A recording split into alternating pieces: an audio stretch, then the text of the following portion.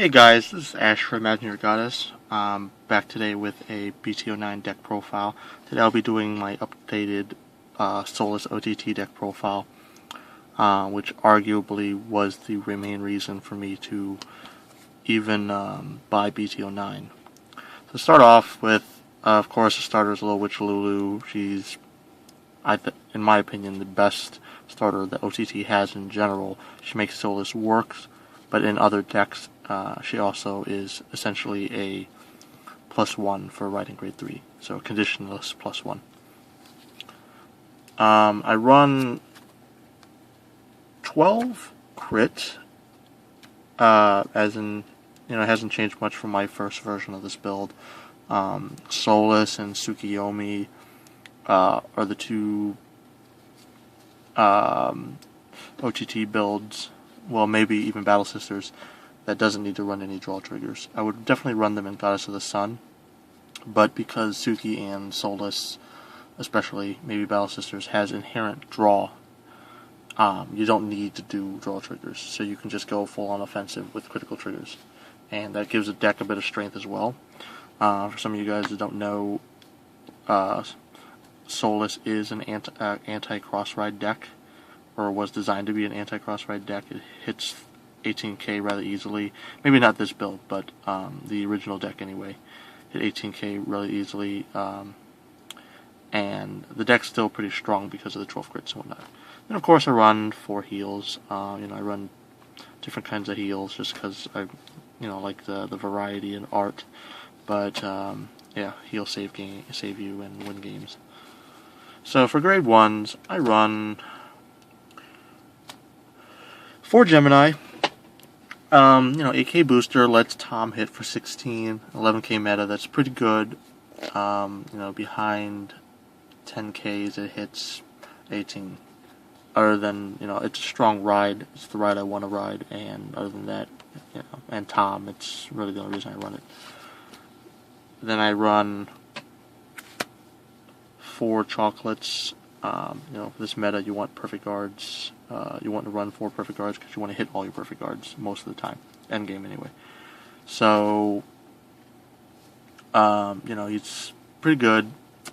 Definitely run 4 so you hit the maximum, and yeah, just same thing I'm saying in every video. Run 4 perfect guards.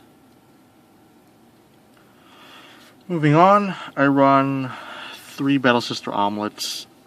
These can be Dark Cats as well, but I find that I don't like to give my opponents cards, and Omelette also works as a backup attacker when needed. It's really easy to maintain Soulless in this deck, and Omelette's just a lot better than she was in my previous version.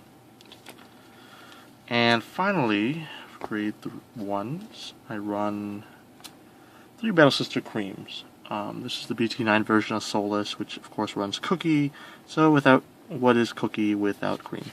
So this is the reason why Soulless and BT9 can maintain Soulless really easily, because you can just put a Cookie in front of her and Soul Blast 1, swing for 21.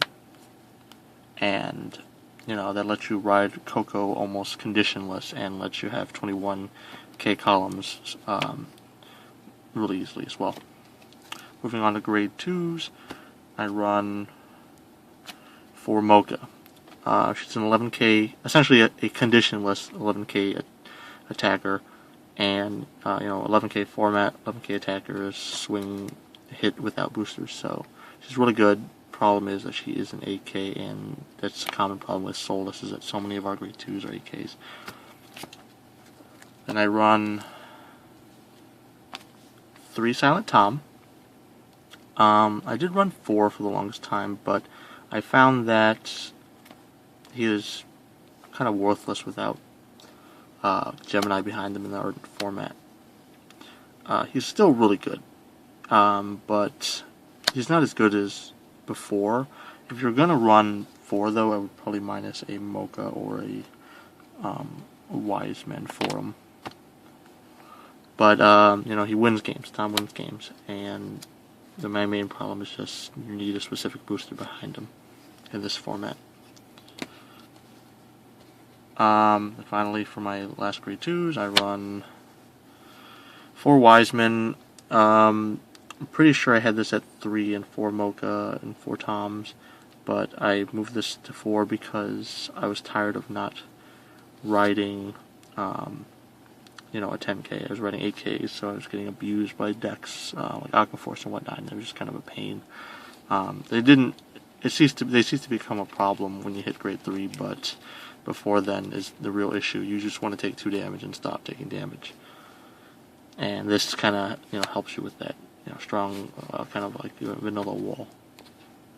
Then moving on to grade 3s. Of course, I run 4 Scarlet Witch Coco, mainstay of the deck, one of the best OTT cards ever printed in my opinion.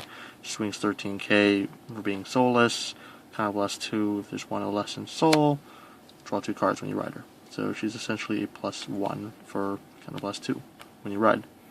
You know, the only issue with her was that if you ride 1 over another, well, now you can't get the effect off by riding a 3rd one over it.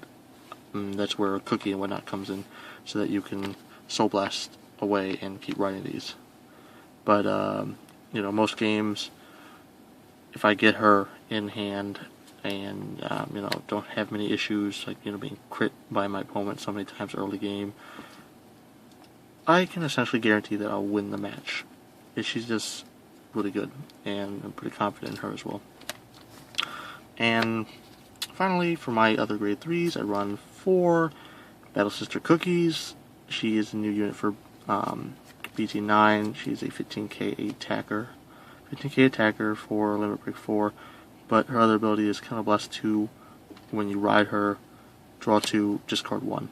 And it's not as good as Coco, but, you know, unlike Sakuya, she still gives you a +1 on ride.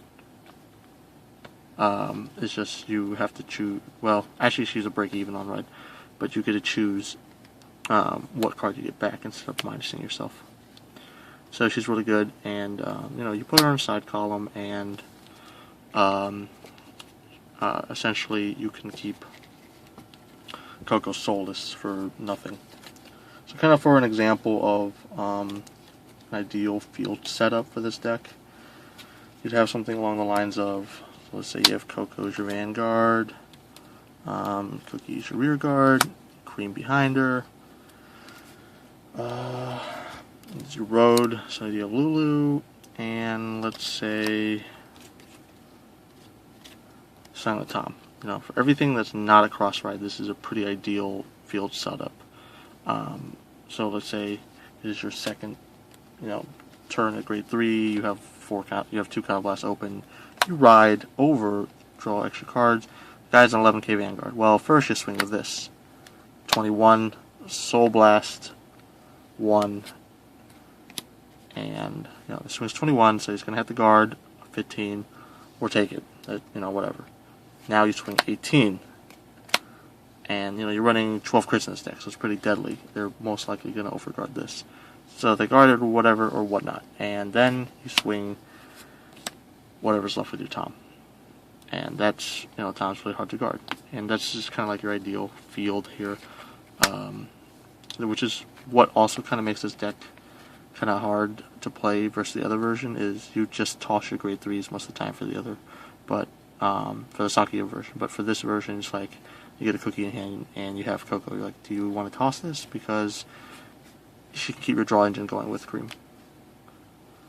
But, you know, that's kind of the ideal field setup. It's really easy to play Soulless. It's not exactly, you know, rocket science, so to say.